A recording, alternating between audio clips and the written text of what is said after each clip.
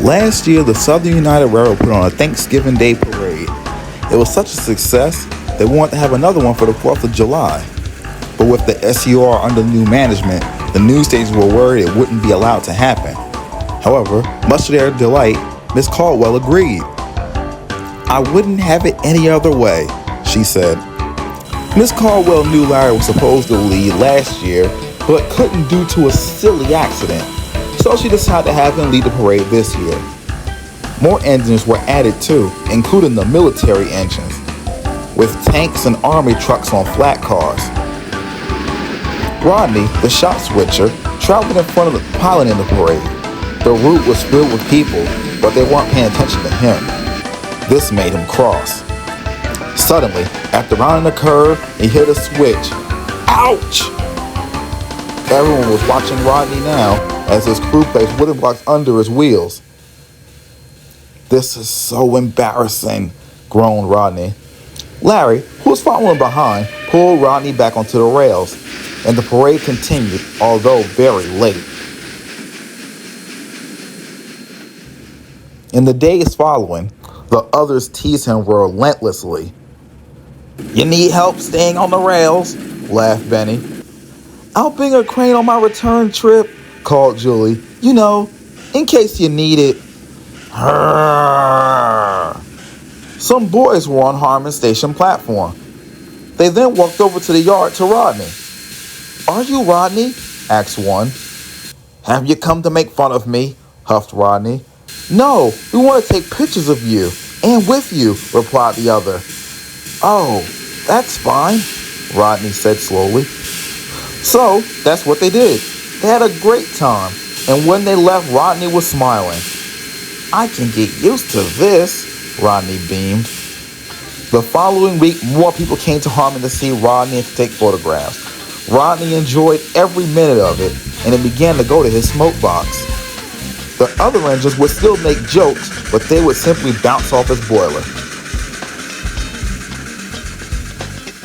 One day, Rodney got some exciting news. "Guess what?" he said to Larry and Kevin. "Because I'm so popular now, Miss Caldwell picked me to pull a special charter train to Montrose. They might as well make me the official railroad mascot." "We work just as hard as you," snapped Kevin. "But you're not as popular as me," bragged Rodney. "Just you wait," huffed Larry.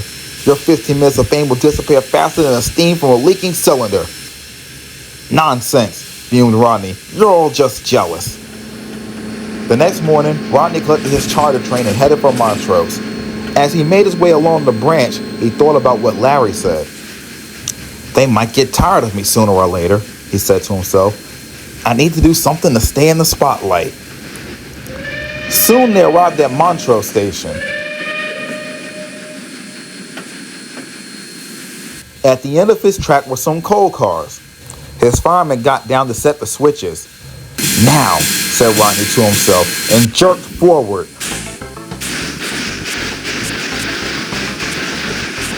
Rodney rolled forward into the coal cars. Rodney had expected for his driver to stop him, but when he looked back and saw his driver and fireman running after him, he knew he had made a mistake. "Oh!" he shrieked. The coal cars hit the end of the siding and coal flew everywhere. His driver climbed into his cab and shut off his steam. Everyone gathered around and took pictures. Rodney shut his eyes as the cameras flashed. Christian arrived at Montrose to rescue the train. Miss Caldwell was on board.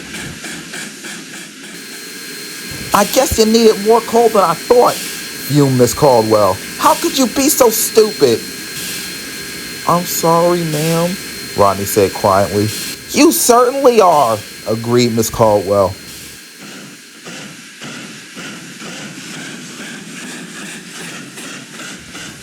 Christian took the train home while Rodney was dug out. Once he was free, he headed home.